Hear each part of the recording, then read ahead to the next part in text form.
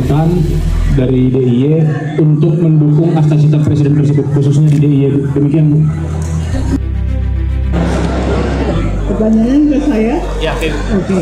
Kalau untuk DPD, saya kira memang Dewan Perwakilan Daerah ini betul-betul mencoba untuk membuka bagaimana infrastruktur itu bisa terbangun supaya pembangunan yang bisa keluar. Seperti yang tadi disampaikan oleh Gubernur DIY bahwa jalan tol yang bisa menembus dari selatan ke utara, supaya hasil daripada hasil pertanian yang ada di sekitar Jawa bagian selatan itu bisa keluar untuk bisa berjalan memasarkan keluar. Dari Pak Menko mungkin, Bu. Terima kasih.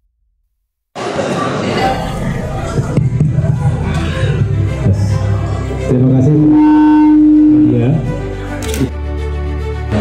Hormati dan banggakan. Saya juga tentunya mengucapkan terima kasih kepada DPD RI dan keluarga besar DPD RI yang hari ini mengundang saya secara khusus, termasuk dialog dengan semua stakeholders, karena dihadirkan Bapak Gubernur, para wali kota yang ada di khususnya Provinsi Daerah Istimewa Yogyakarta dan kawasan atau di wilayah Jawa Tengah bagian selatan atau Jasela.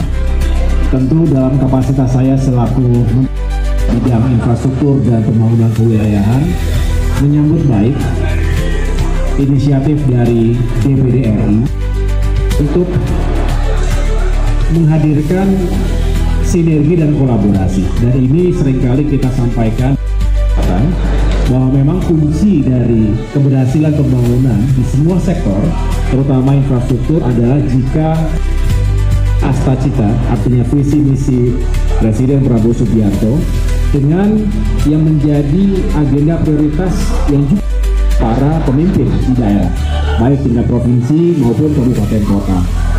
Khusus bicara pengembangan wilayah, bahwa memang masih ada gap antar wilayah.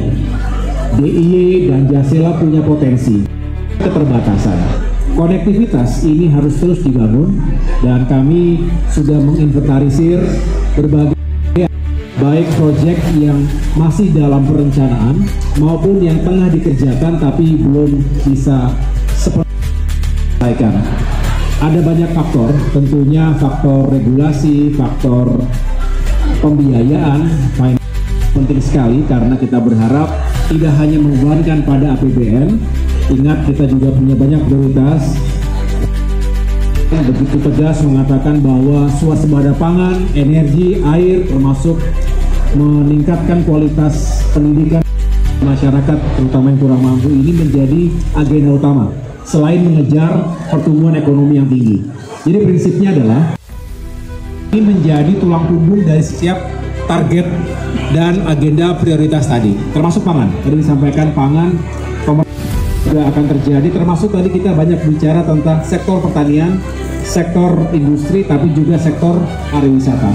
Jadi apakah itu pertanian, apakah tangkapan laut, harus lebih cepat untuk bisa disalurkan pada rantai distribusi dan pada akhirnya pasar.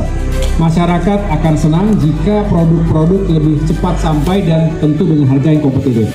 Nelayan termasuk pelaku UMKM juga akan semakin meningkat kesejahteraannya jika biaya produksi dan biaya transportasi lalu darat, laut, udara, termasuk kereta api, kita bicara tadi bagaimana pengembangan termasuk reaktivasi rel-rel kereta ini bisa meningkatkan sektor transportasi dan sekali lagi meningkatkan pertumbuhan ekonomi di berbagai.